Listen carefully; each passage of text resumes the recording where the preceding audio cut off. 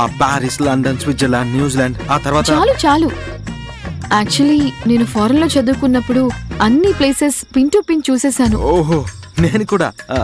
కానీ పెళ్ళయ్యి కపుల్స్ గా వెళ్తే ఆ అనుభవమే వేరు కదా. యాక్చువల్లీ సుందరమైన ప్రదేశం ఈ పుణ్యభూమి అని చెప్పినట్టుగా నేను మన దేశంలోనే ఇంకా ఏమీ సరిగా చూడలేదు. హనీమూన్ కపుల్ ఆంధ్ర ప్లేస్ లో చూడాల్సినవి ఏంటంటే అరకు, కోనసీమ, పాపికొండలు. అరకు అరకు వెళ్దాం. అది కూడా స్పాట్ సూపర్ గా ఉంటుంది. వెళ్దాం వెళ్దాం వెళ్దాం. అయ్యయ్యో, కానీ అమ్మని ఇప్పుడు ఎలా అడగాలి? పైగా అభి కూడా అక్కడికి కదా ట్రీట్మెంట్ కి వెళ్ళాడు. చూసావా అప్పుడు నేను అన్నదే కరెక్ట్ అయింది. ఏయ్, లేదు లేదు, సరే సరే, మనం అరకుకి వెళ్తున్నాం.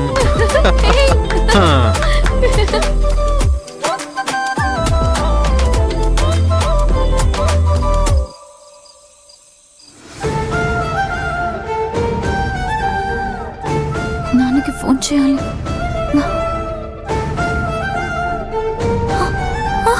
కట్ చేస్తున్నారే.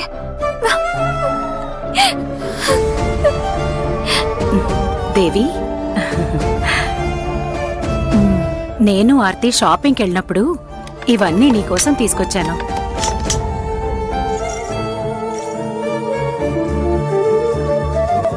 చూసావా బొమ్మలు? ఇలా చూడు. గర్భిణీ స్త్రీ అంటే ఆమె చేతిలో ఇది ఉండి తీరాలి. పుట్టిన బిడ్డకి మన చేత్తో తయారు చేసిన ఈ స్వెటర్ని మొదటిసారి తొడిగితే ఆనందం ఉంటుందే, అది మాటల్లో చెప్పలేం. నువ్వు కూడా అది రెడీ చేసి నీ బిడ్డకి నీ ప్రేమని చూపించు. ఇదిగో.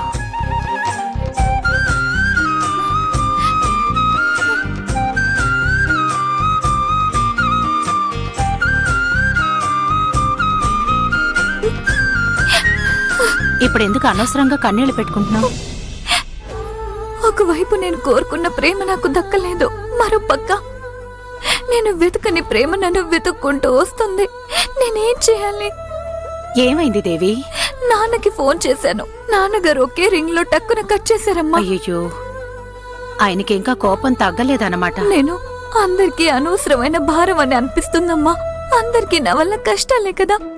పాపం సత్య, మీరు నా వల్ల ఇబ్బంది పడుతున్నారు. ఏంటి దేవి నువ్వు? అలాంటిదేమీ లేదమ్మా. సత్య నీకోసమే అక్కడ చేయాల్సినవన్నీ చేస్తోంది. ఇక్కడ మేము నీకు అన్ని విధాలుగా తోడుగా ఉన్నాం. మనసు పాడు చేసుకోవద్దమ్మా. ఇలా చూడు, నువ్వు మనసులో ఏం ఆలోచిస్తావో అది బిడ్డ మీద ప్రభావం చూపిస్తుంది. నువ్వేడిస్తే నీ బిడ్డ కూడా బాధపడుతుంది. నువ్వు సంతోషంగా ఉంటే తనకి ఒక నమ్మకం వచ్చి ఉత్సాహంగా సంతోషంగా ఉంటుంది.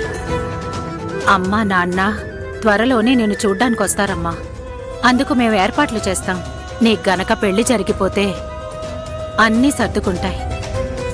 అవును, నాకిప్పుడు వాళ్ళందరి మాటలు వినాలనుందమ్మా. అరే అంతే కదా, ఇదేమైనా పెద్ద విషయమా? ఆగు, మీ అమ్మకి నేనే వీడియో కాల్ చేస్తాను, ఉండు.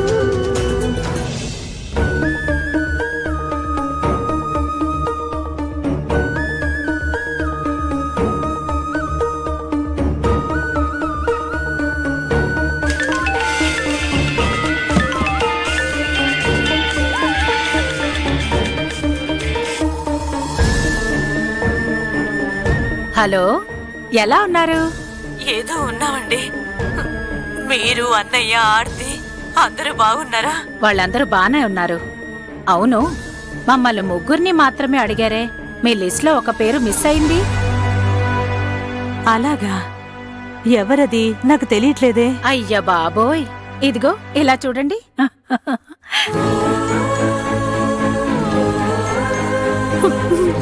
మాట్లాడు మాట్లాడు మాట్లాడు మాట్లాడు మాట్లాడుతూ ఉండు, నేనొస్తాను.